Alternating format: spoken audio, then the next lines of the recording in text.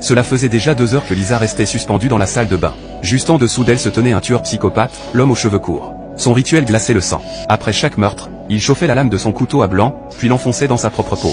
Chaque cicatrice marquait une vie arrachée. Face à cette folie, Lisa tremblait, mais même si ses pieds étaient engourdis par la douleur, elle tenait bon. Quand enfin le criminel quitta la pièce, elle put descendre. Elle s'approcha discrètement de la fenêtre, prête à fuir, lorsqu'un hurlement résonna dans la maison. Son cœur se déchira, devait-elle sauver sa peau en sautant, ou risquer sa vie pour secourir son petit ami? Après quelques secondes d'hésitation, elle fit son choix. Elle se glissa à l'intérieur et tenta d'attaquer le ravisseur avec une paire de ciseaux.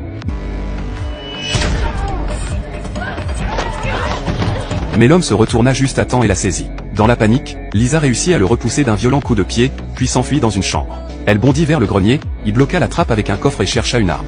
Ses yeux se posèrent sur une arbalète, mais horreur, il n'y avait aucune flèche. Quelques instants plus tard, le plafond fut percé par une perceuse. Le visage du tueur apparut, affichant un sourire sadique. Il crut repérer Lisa derrière un drap, mais en l'arrachant, il ne trouva qu'un mannequin. Profitant de la surprise, Lisa bondit d'une poutre, le fit basculer en arrière et bloqua l'accès avec une barre de bois. Sans perdre une seconde, elle rejoignit son petit ami et réussit à libérer lui et sa mère en utilisant un éclat de miroir.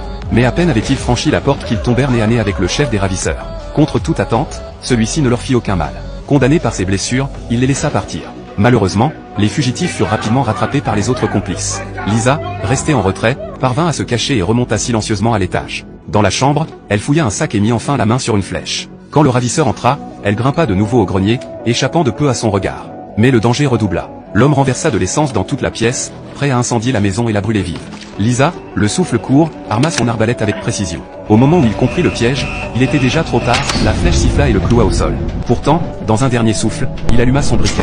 Les flammes se propagèrent aussitôt. Lisa, prise de panique, brisa une fenêtre à coups de vélo et sauta dehors. Pour tromper ses ennemis, elle enfila l'une de leurs cagoules et frappa contre la vitre, faisant croire qu'elle était l'un des leurs. L'homme aux cheveux courts, persuadé de reconnaître son complice, sortit sans méfiance. Mais à peine eut-il mis un pied dehors qu'il reçut une flèche en pleine épaule. Acculée, Lisa n'avait plus rien d'une proie, c'était désormais elle qui le chassait.